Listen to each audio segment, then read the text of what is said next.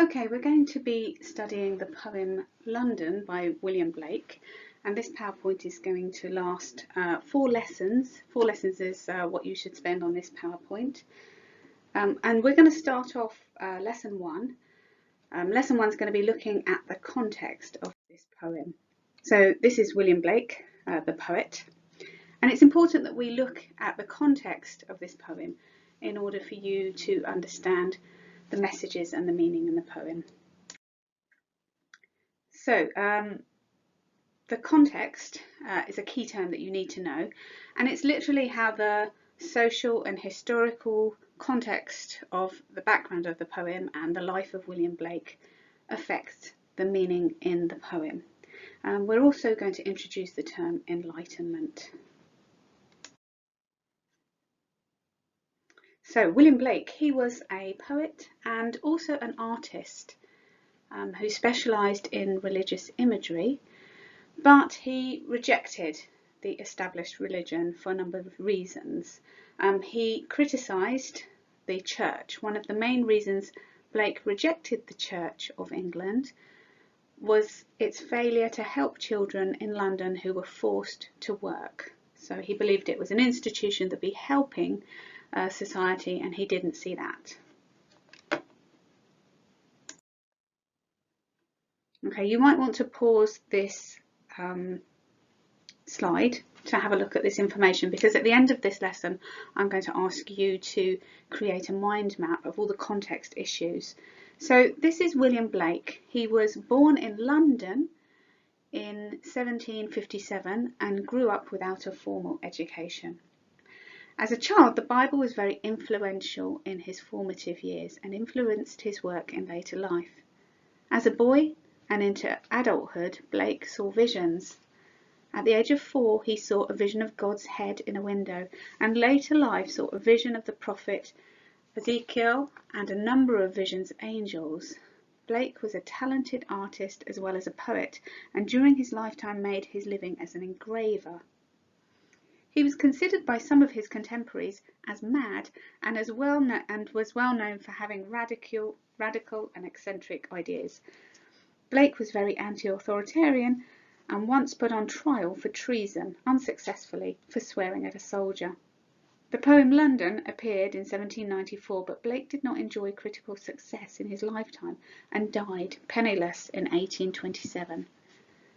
William Blake believed in sexual and racial equality and portrayed the upper classes in the Church of England as corrupt and exploitative. His poems are very anti-authoritarian and contain a strong visual imagery and concern themselves with the human condition. Blake spent most of his life in the capital and so was well placed to write about the living conditions that poor Londoners faced. Some of his works. London, the poem London, comes from a collection of songs of innocence and experience written by Blake in 1790s. In the Songs of Innocence section, the poems are all of a positive tone and celebrate love and childhood and nature. The poem London is taken from Songs of Experience. This is the second set of poems, and they provide a stark contrast, a stark difference to those in the Songs of Innocence, and they illustrate the effects of modern life on people and nature. Appalling industrial conditions, child labour, prostitution and poverty are just some of the topics Blake explores. Okay, so the Enlightenment. William Blake was alive and working during the Age of Enlightenment. The Enlightenment took place between 1700 and 1900 and was a period of massive social, economical, political and scientific upheaval. The enclosure laws and the Industrial Revolution had brought huge numbers of peasants out of the countryside and into the cities such as London looking for work. Western Europe was transforming from an agricultural and rural economy to a capitalist urban economy, and inventions such as the steam engine were changing living and working habits forever.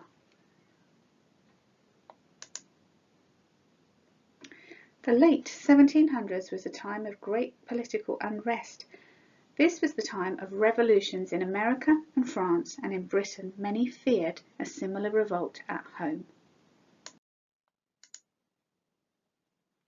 It was a time of scientific progress.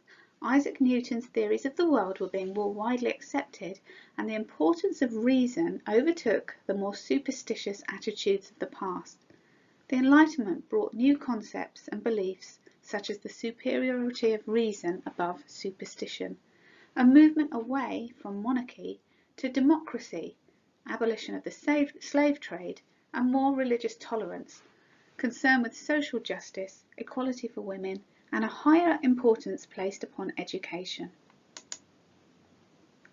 William Blake did not embrace all of the new ideas of the Enlightenment, but themes of social injustice, the growth of urban living and its effect on the human condition, and a strict anti-authoritarian stance can all be found in Blake's London.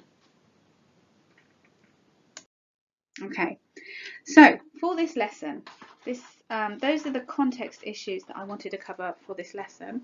And what I'd like you to do is to produce a mind map. So you're going to look back at the information on the slides that we have just read through, and you're going to create a mind map of all the ideas that you have learned about William Blake, about society, about changes in society. I've got some mind maps for examples on the next few slides to help you see that your mind maps need to be detailed. Okay, all the time you're thinking about how the ideas in the poem are reflected in the context, how the context affects the meanings in the poem. So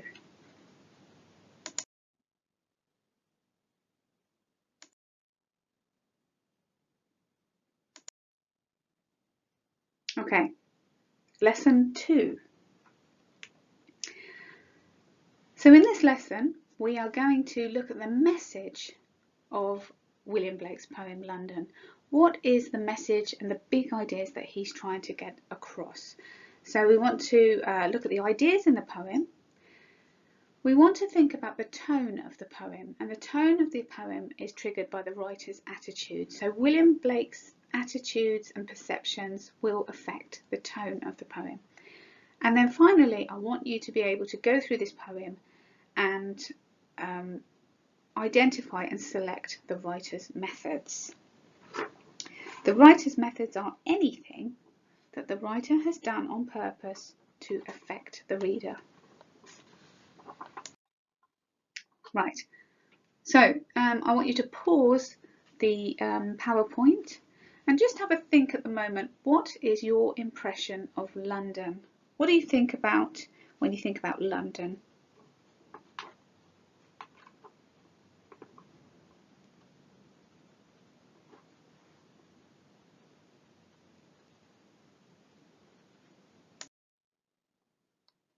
So let's recap William Blake. So this poem was published in 1794. And William Blake was an English poet and an artist who held quite radical social and political views at the time. He believed in social and racial equality, and he questioned the church.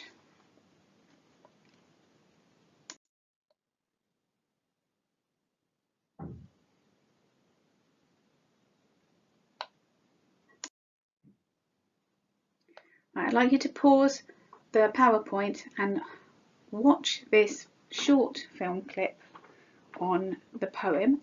It's just 6 minutes, so that link will take you through to a YouTube clip where you'll hear a reading of the poem.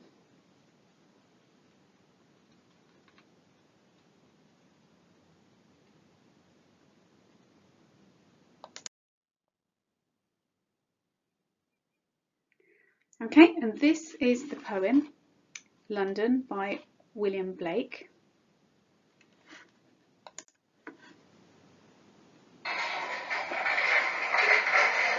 They might need to be quiet. Test 1, 2, 3.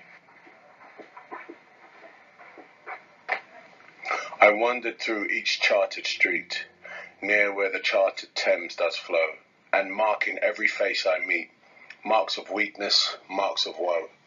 In every cry of every man, in every infant's cry of fear, in every voice, in every band, the mind-forged manacles I hear, how the chimney sweepers cry, every blackening church's appalls, and the hapless soldiers sigh, rums in blood down palace walls.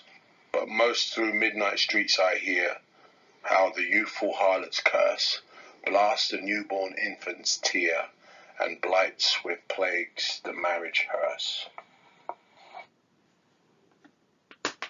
Okay, there's a link on there as well if you want to click on that. So, in order to understand this poem, it's really important that you understand the vocabulary. Here on this slide, I've got some words that I think that you might need to look up. You might already know them, that's fine. So have a look at those. Pause the PowerPoint to have a look at those.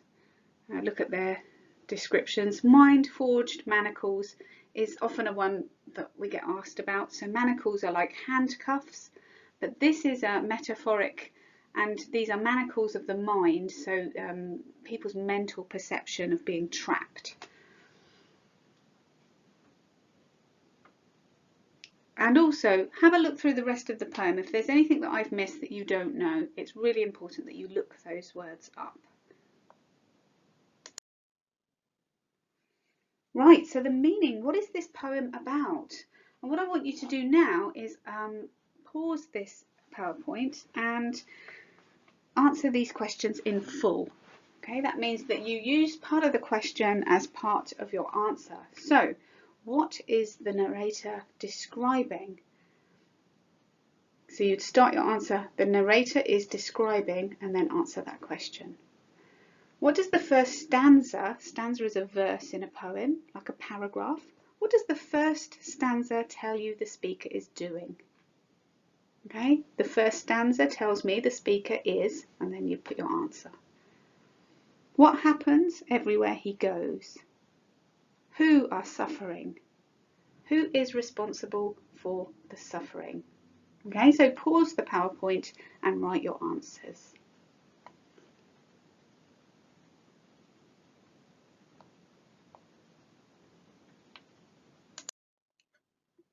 Okay, let's have a look through the meanings in this poem. And this poem is, the narrator is wandering, walking around the city of London. And as the speaker wanders through the streets of London, it describes the suffering that he witnesses, that he sees everywhere. He says that everywhere he goes, the people he meets are affected by misery and despair. Despair means hopelessness and suffering. The misery seems relentless. It's ongoing. It doesn't stop. No one can escape it, not even the young and the innocent. Those who are responsible are the people in power, people like the monarchy, the church, the wealthy landowners, and they seem to be behind the problems and do nothing to help the people in need. So that is what this poem is about. Okay, another part of this lesson, not only to think about the meaning of this poem, is to think about the tone that the writer has set, William Blake has set. So what do we mean by that word tone? It's a key term that you need to understand. So this is the poet's attitude, is the viewpoint towards the subject felt by the reader. Okay, so here it's William Blake's attitude towards London and how that creates an emotion in you. You are the reader. Okay, you're going to need to pause the PowerPoint. I want you to think about, what is the tone of this poem? What is the tone that William Blake sets of this poem? How does it make you feel and why? Okay, so what I want you to do is have a look. I've just put some emotions on there, and you could select some, or you might even think of some different ones of your own. But I want you to just write down and answer for me what the tone of this poem is and why.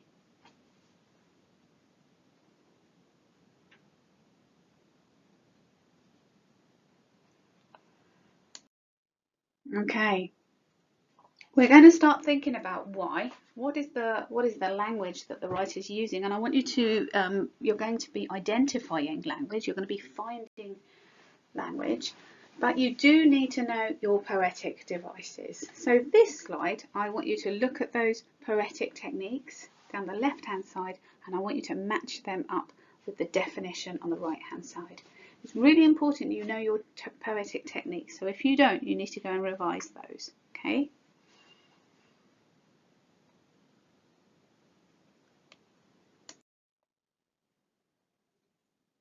Right, you need to look at your poem, your copy of the poem.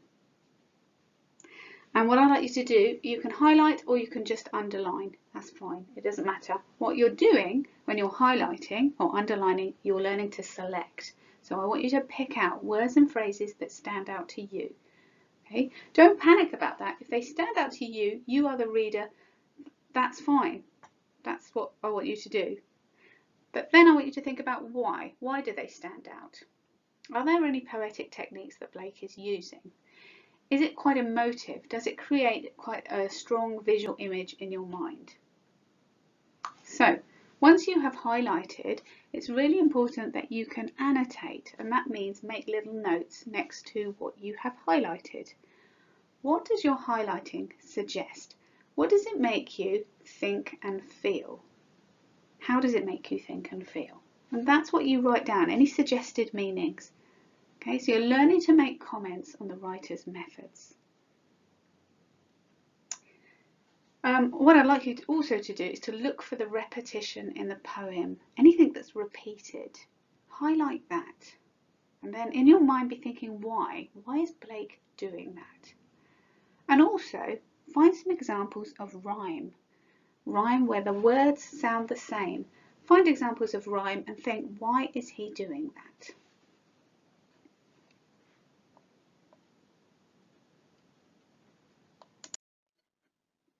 Okay, so for this lesson, I want you to think about the meaning. We've been looking at the meaning in this poem, and I want you to write a response of what the poem is about. Okay, so like a summary, just you're summarising the meaning of this poem. What's the message of this poem? What is the situation of the people in London that William Blake is aiming to describe? Comment on the tone of the poem and what William Blake's message is. We've got some sentence starters for you there if you need to use those.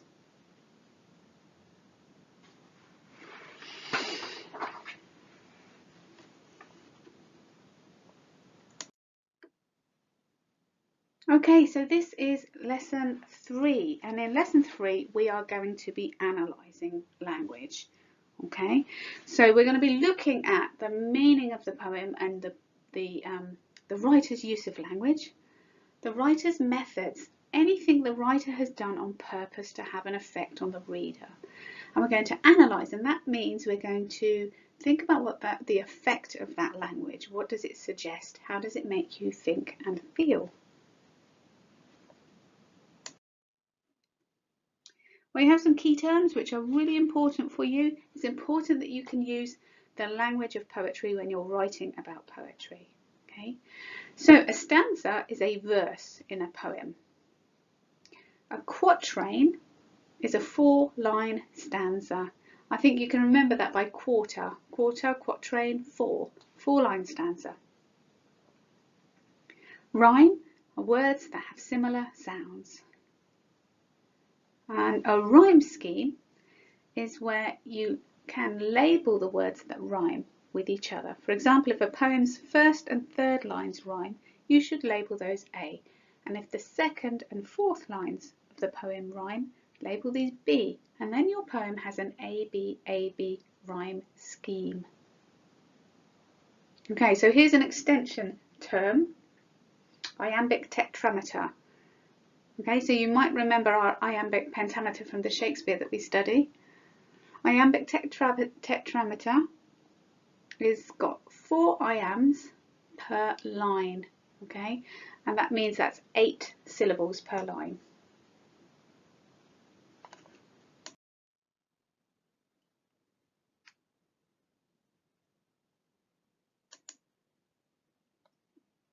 So this poem, London by William Blake, has got 4 regular, that means they are the same structure, 4 regular stanzas. They are 4 quatrains.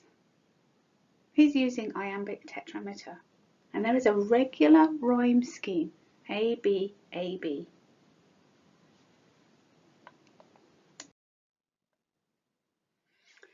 So I'd like you to pause the video here, and I want you to answer these questions in full, okay? I want you to think about the structure of this poem. The poem has a regular rhyme scheme. It has regular stanzas. It has regular quatrains. Why? Why has William Blake done this? Have a think about that. They sound the same, so it's regular.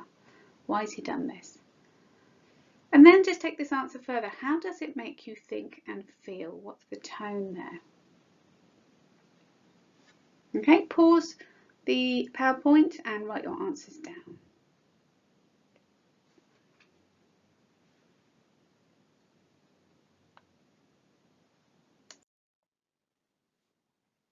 Right, in this task I want you to start thinking about the imagery of the poem. Okay, so the word imagery comes from image. It's the picture in your mind that's created by words, so words that create a vivid image in your mind. So I want you to look at these quotes: the chartered Thames, marks of weakness, marks of woe, the mind forged manacles I hear, blackening church, the hapless soldier's sigh runs in blood down palace walls. Okay, so look at the quotes on the left hand side, and in the box on the right hand side I want you to write down what that image shows to you, what that image creates for you. How does it make you think and feel? So you're practicing commenting on quotes, writing about the effect. You need to write this, put this table in your book, and you need to fill in the column that says what this image conveys. So you'll need to pause the PowerPoint.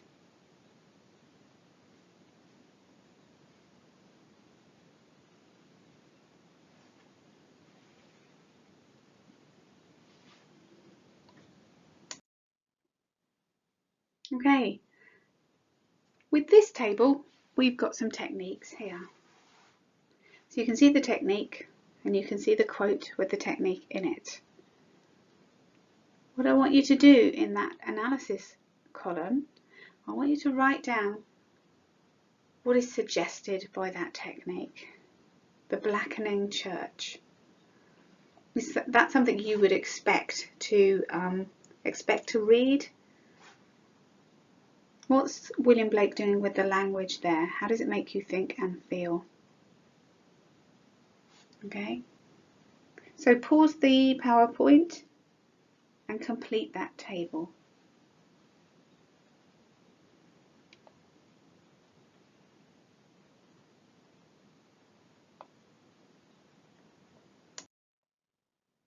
Right. Okay, so your poem should be annotated from the last lesson. Okay, you were highlighting and annotating the poem in the last lesson. So now what I want you to do is just to look at the next 4 slides and add to your annotations. It's really important you don't just copy off these slides, but you create ideas of your own so that you practice being able to select and be able to comment. It's really important you can identify and select writers' methods, but you also need to be able to comment on them, comment on the effect, which is the suggested meaning. So it's important you do some of your own before you look at the next 4 slides. Have a look at the next 4 slides and add to your annotations.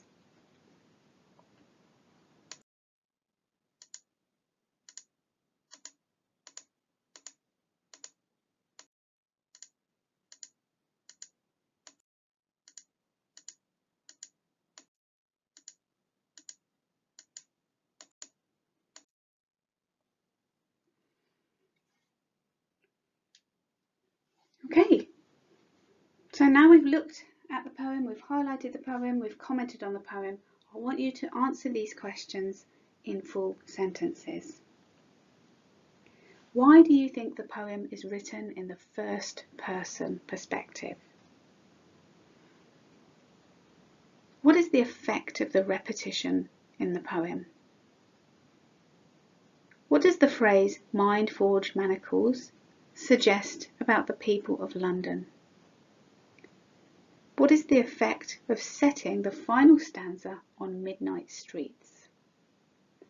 How does the rhyme scheme make you feel? What is the effect? How does Blake's use of sensory language make you feel? What are the effects of the words that show the sights and the sounds? Sensory language. This is language that appeals to your senses. Sight, sound, touch, smell. And can you find any contrasts? That means differences, opposites. How do they affect you? What do they make you think and feel? Pause the PowerPoint and answer those questions.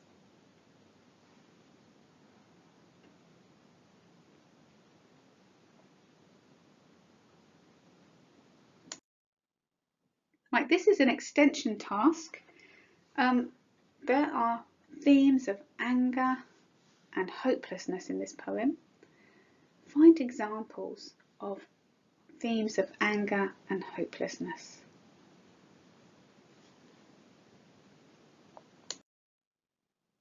Okay, this is the final lesson, lesson 4.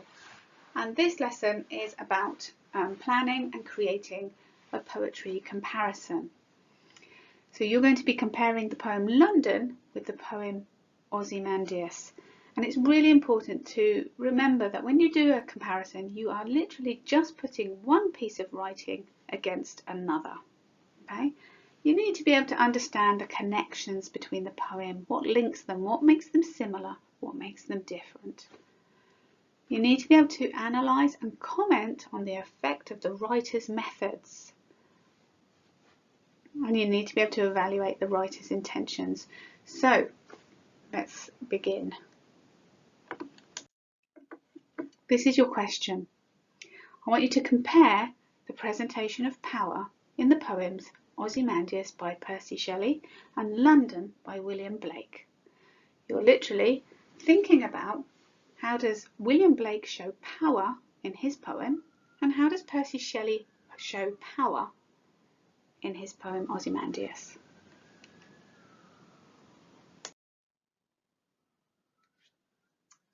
Alright, let's think about power first of all. First thing I want you to do is to create a mind map for the word power. Now, I've put some questions on here to help you think about power. You need to keep referring to that question throughout so that your essays are relevant. And we're thinking about power in those two poems. So power. Right? What makes a person have power? What type of people have power? What stops someone from having power? Institutions and organisations. What types of organisations have power? What makes a person feel powerless? You might think of more questions for your mind map. You might think of more ideas. Please do. But I'd like you to try and make your mind maps detailed so you have lots of good ideas to write about. Pause the PowerPoint and complete your mind map.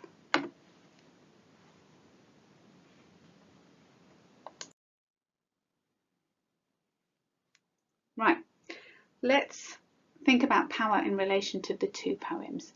When we do a mind map like this, it's a good exercise to get your mind thinking, get your mind warmed up, and just really any ideas at all. Where do you see power in Ozymandias? Who has power? Who doesn't have power? Just write it down. Write all of those ideas down. Where do you see power in London? Who has power? Who does not have power in that poem London? Mind map all of your ideas. I've got some possible themes there. In Ozymandias, think about the pride, the arrogance, the power. And who doesn't have power? In London, think about the individuals suffering, feeling hopelessness, and those with power. Pause the PowerPoint and write down your ideas.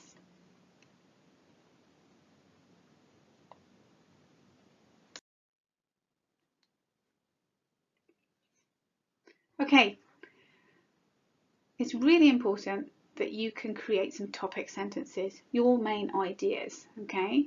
So what are you going to write about in this essay, in this comparison? For each poem, I want you to have 3 ideas, your big idea. And once you've got your big idea, you'll find that it becomes easier to then find your quote, get your quote, where are you getting that from, and then you can comment on the language. So what I want you to do is I want you to spend some time on this next slide. Think of your 3 ideas. Where is the power in Ozymandias? Write it down in a sentence. Okay, 3 ideas. And where is the power in London? Write 3 ideas down.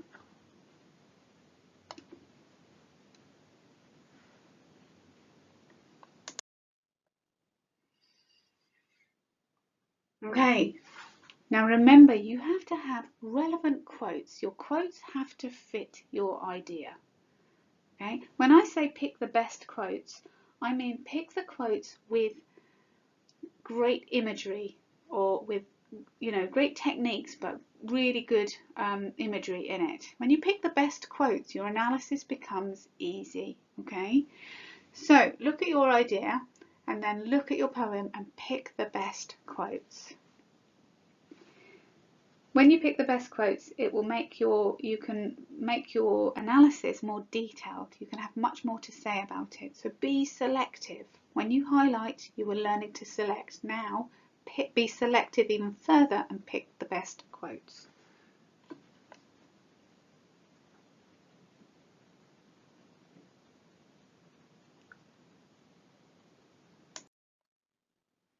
Right, here's a tip for you.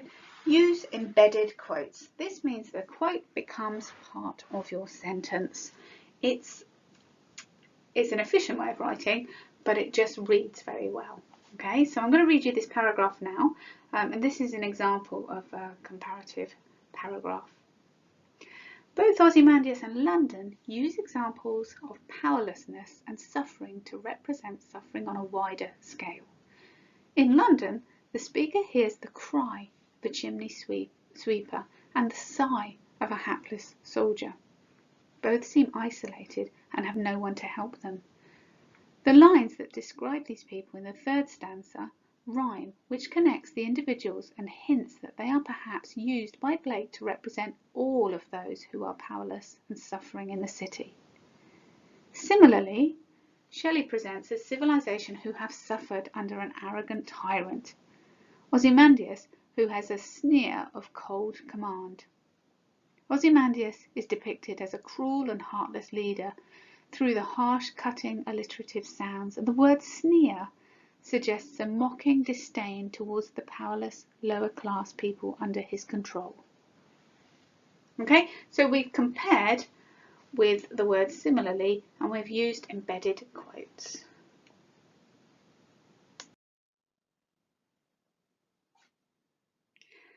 It's really important that you show that you're comparing in your writing, and just remember to use your connectives to show comparison. So when you want to show similarities, you can use similarly, in the same way, equally, likewise, also. And when you want to show differences, contrasting connectives. In contrast, however, whereas, alternatively, on the other hand. Okay, don't forget your connections.